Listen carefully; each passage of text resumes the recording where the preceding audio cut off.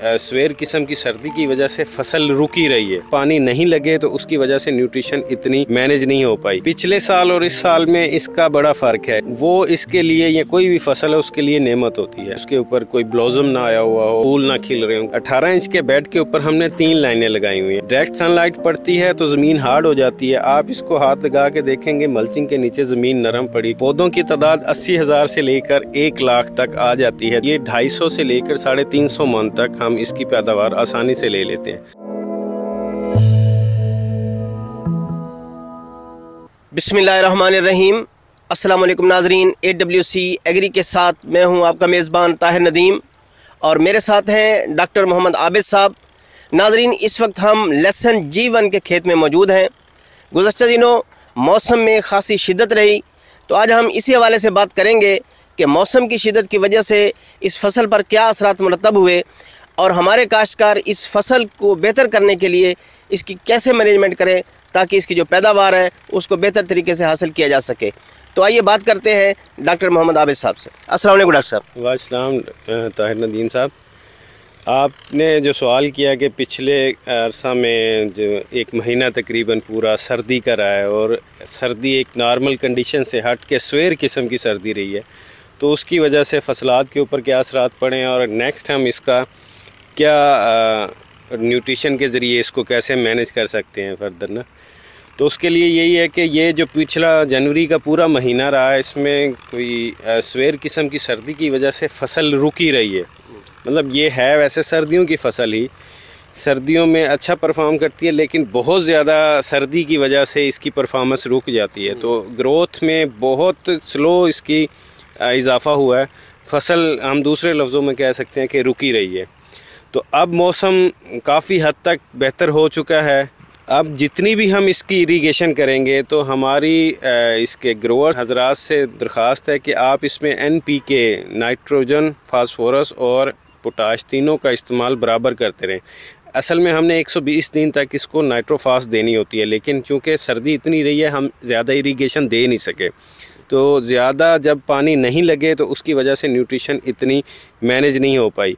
तो वो जो नाइट्रोफास की कमी है वो अब पोटाश के साथ है। अगले 120 से 180 दिन इसको हमने पोटाश देनी होती है हर इरिगेशन के साथ। लेकिन हम चूँकि वो नाइट्रोफास की कमी को भी पूरा करना है तो हम नाइट्रो पोटाश प्लस नाइट्रोफास ये दोनों खादें मिला के इसको देंगे ताकि इसकी बढ़ोतरी में जितना हम मैक्सिमम इजाफा कर सकें और इसकी अच्छी पैदावार ले सकें। डॉक्टर साहब, आपने गुज़श्ता साल भी लहसुन की काश्त की और इस साल भी काश्त की है, तो अब तक का जो इसका ड्यूरेशन है काश्त से लेकर अब तक जो इसकी बढ़ोतरी है उसको आप कैसे मेंशन करते हैं कि पिछले साल इसका कितना वज़न हो गया था और इस साल कितना है? अच्छा, पिछले साल और इस साल में इसका बड़ा फ़र्क है इसकी बढ़ोतरी का ना। पिछले साल इस तरह की स्वेर सर्दी नहीं थी, बल्कि सर्दी जो है लेट हुई थी। बारिशों का सीज़न आया था जो फसलात के लिए बहुत अच्छा रहा था और पैदावार बम्पर क्रॉप आई थी। इस दफ़ा 1 महीना तकरीबन फसल का जो आइडियल पीरियड होता है इसकी वेजिटेटिव ग्रोथ का, वो रुका रहा है। तो इस दफ़ा फसल में खाद पैदावार में कमी का इम्कान है, लेकिन हम कोशिश कर रहे हैं कि इस कमी को ज़्यादा से ज़्यादा कम किया जाए ताकि हम अच्छी से अच्छी पैदावार ले लें। तो वो उसका बेहतरीन हल यही है कि हम नाइट्रोफास भी साथ इस्तेमाल करें पोटाश के ना, ताकि इसका बल्ब का साइज़ बनने से पहले इसकी वेजिटेटिव ग्रोथ में भी इजाफा होता रहे। डॉक्टर साहब, कोई ये पेशगोई की जा रही है कि आइंदा चंद दिनों में बारिशें होने वाली हैं, तो इस हवाले से भी बताएं कि अगर बारिशें हो जाती हैं तो किन चीज़ों को मद्देनज़र रखा जाए? अच्छा, इस सीज़न की जो बारिशें हैं या इससे पहले भी अगर हो जाती, वो इसके लिए या कोई भी फसल है उसके लिए नेमत होती है, अनलेस के उसके ऊपर कोई ब्लॉसम ना आया हुआ हो, फूल ना खिल रहे हों, क्योंकि बारिश से फूल तबाह हो जाते हैं। लेकिन इस तरह की फसलात के लिए बारिशें नेमत होती हैं। तो अगर बारिश आती है तो इसकी वेजिटेटिव ग्रोथ में और ज़्यादा इजाफा होगा। अच्छा डॉक्टर साहब, ये भी बताएं, हम देख रहे हैं कि आपने ये जो फसल काश्त किए हुए है ये अपने खेलियों पर काश्त किया और उस पर मल्चिंग की हुई है और एक खेली पर आपने 3 लाइनों में ये लहसुन काश्त किया हुआ है, इस बारे में थोड़ा सा बताएं।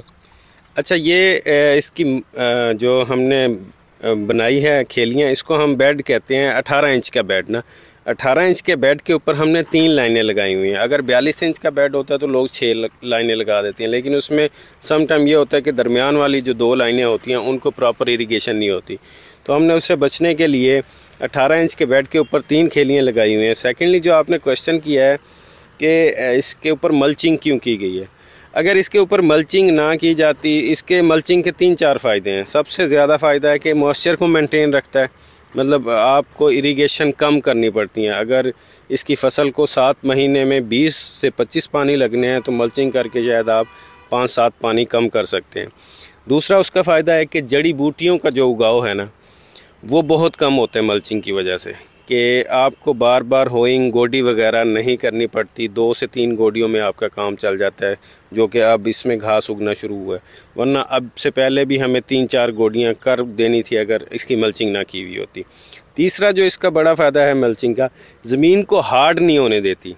डायरेक्ट सनलाइट पड़ती है तो ज़मीन हार्ड हो जाती है। आप इसको हाथ लगा के देखेंगे मल्चिंग के नीचे ज़मीन नरम पड़ी, क्योंकि मॉइस्चर मेंटेन करती है। ये 3 फ़ायदे हैं इसके, जिसकी वजह से फसल की बढ़ोतरी अच्छी होती है, पैदावार अच्छी आती है।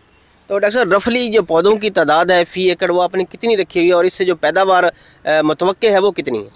अच्छा, इसके अंदर जो डिपेंड करता है सीड रेशो के ऊपर, कि आपने ए क्वालिटी का सीड लिया है, बी का, तो पौधों की तादाद 80,000 से लेकर 1 लाख तक आ जाती है जब आप 6 इंच का फासला रखें पौधे से पौधे का, और लाइन का फासला भी 6 से 7 इंच का हो, तो 1 एकड़ के अंदर तकरीबन 80,000 से लेकर 1 लाख तक पौधे आ जाते हैं।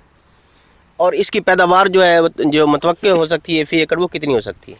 अगर कंडीशन मौसमी सही रहें तो ये 250 से लेकर 350 मन तक हम इसकी पैदावार आसानी से ले लेते हैं। लेकिन कुदरती अवामिल की वजह से, मौसम के तगय्युरात की वजह से पैदावार में कमी ज़्यादती होती रहती है। जैसे इस दफ़ा है कि शायद बम्पर क्रॉप ना हो, एवरेज टाइप इसकी पैदावार है, क्योंकि मौसम बड़ा सवेर किस्म का, 1 महीना दिन और रात का टेम्परेचर एक जैसा रहा है, जिसकी वजह से वेजिटेटिव ग्रोथ नहीं हो पाई। तो पिछले सालों की निस्बत इस दफ़ा फसल की पैदावार में कमी आएगी। बहुत बहुत शुक्रिया डॉक्टर साहब। जज़ाकल्लाह सर, थैंक यू। नाजरीन, आपने मौसम की शिद्दत की वजह से G1 लहसुन की फसल पर पैदा होने वाले असरात के हवाले से डॉक्टर मोहम्मद आबिद साहब की बातें सुनी। अगर हमारे काश्तकार भाई उनकी सिफारिशात को मद्देनज़र रखते हुए अपनी फसल की मैनेजमेंट करेंगे तो लामहला वो बहुत बेहतर पैदावार हासिल करने में कामयाब हो जाएंगे।